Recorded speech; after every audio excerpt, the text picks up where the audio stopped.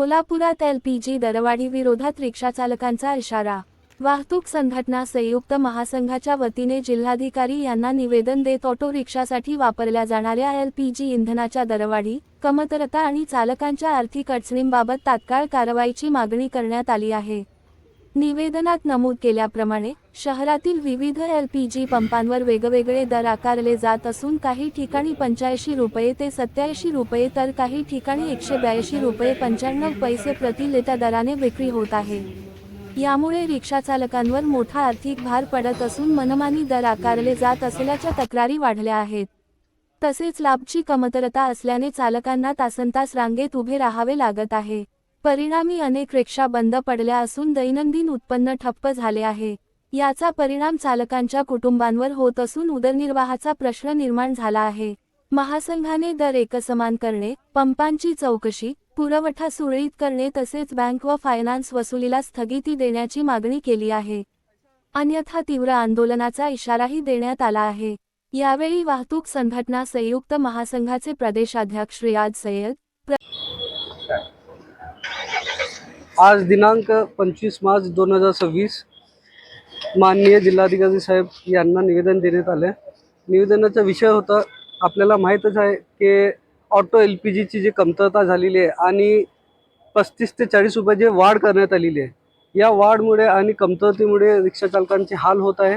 रिक्षाचालकांचा उदरनिर्वाह उद्ध्वस्त झालेला आहे आणि त्यांची चुला बंद पडलेली आहे। आणि याच ज्वलनशील मुद्दा घेऊन वाहतूक संघटना संयुक्त महासंघाने आज माननीय उपजिल्हाधिकारी अभिजित पाटील साहेबांना निवेदन दिले आणि तसेच आम्हाला जिल्हाधिकारी साहेबांनी आश्वासन दिलेले आहे की शुक्रवारी 3 वाजता मीटिंग घेऊन यावर काय तोडगा काढता येते याविषयी मीटिंग घेणार आहे।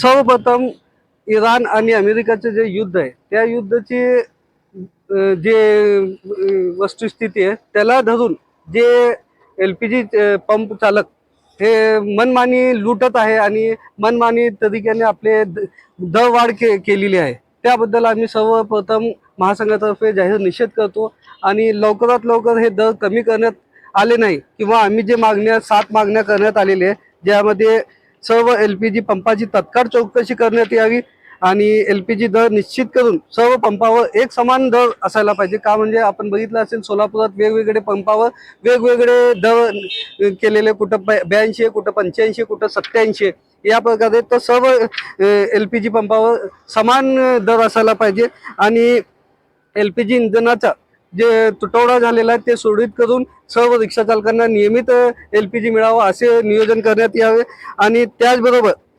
जे उपाययोजना करण्यात आलेली एलपीजी पंपाविषयी ते आपण लवकरात लवकर करावे। का म्हणजे आज रिक्षाचालकांची परिस्थिती दैनंदिन खराब होत चाललेली आहे। एक दिवस गेले की त्यांची हालत होत नाही। आज जवळपास सोलापूर शहरात 1000 पेक्षा जास्त रिक्षा बंद आहे आणि 1000 रिक्षा बंद असणे म्हणजे 1000 कुटुंब त्यांचा उदरनिर्वाह बंद झालेला आहे, त्यांची चुले बंद झालेले आहे। त्या विषय घेऊन आम्ही हे गंभीर विषय जिल्हाधिकारी साहेबांना आम्ही दाखवून दिलेले की सोलापूरची गंभीर परिस्थिती झालेली आहे।